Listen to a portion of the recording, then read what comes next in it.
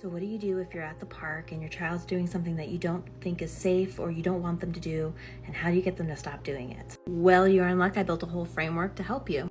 If this is our first time meeting, my name is MegAnne, and I'm a parenting coach, and I help parents learn a method, and I'm going to teach it to you now. It's called the C.L.E.A.R Method, and it is a step-by-step approach that allows you to navigate through these really escalated moments in ways that help support you and your child, lowers tantrums, lowers meltdowns, lowers power struggles, gets everybody on the same page. That way you don't have to be in these moments of like, well, shit, what do I do now? Or the moments that leave you feeling icky and guilty and have you going to sleep being like, tomorrow's gonna be better, only to wake up and have it not be better. There's a saying that says, everywhere you go, there you are. And same here in parenting. In order to break the patterns, we must change the systems that's supporting those patterns. And the C.L.E.A.R Method helps us do that. Before we get into your exact description, I want to describe to you the outdated traditional model of parenting. And that is that the adult sets the limits and then they enforce the accountability. In my 20 years experience, I see it boil down to these 4 outcomes. The rebellion, it's not fair, I'm gonna do it anyways. The resentment, you're not the boss of me. The revenge, well, I'm gonna do it anyways. And the retreat, well, I'm not gonna get caught. And here we just get into this power struggle.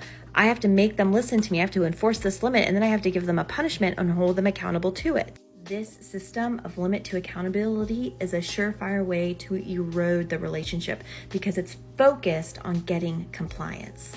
Using what you gave me as a brief summary, at the playground, the child is doing what they're not supposed to do, jumping off the monkey bars, etc. You told her to stop, she didn't listen, you didn't know what to do, and so you sat her on the bench. That makes sense, right? Limit to accountability. In using C.L.E.A.R, it fills out those missing steps, the missing step of connection, getting on the same page, then the limit, which is a true limit, and boundary, speaking what is the expectation and what will happen after the choice is made. That's empowerment. Then we follow through with accountability and then circle back afterwards and do the recovery work and the repair work.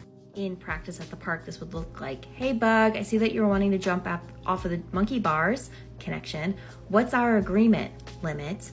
I'm gonna let you make the decision if we need to go home right now or if we're able to stay at the park. Choice. And then we follow through with either leaving if they're not able to change, or staying and enjoying, and then recovering and swinging back and saying, hey, thanks so much for following through on our agreement of how we stay safe at the park.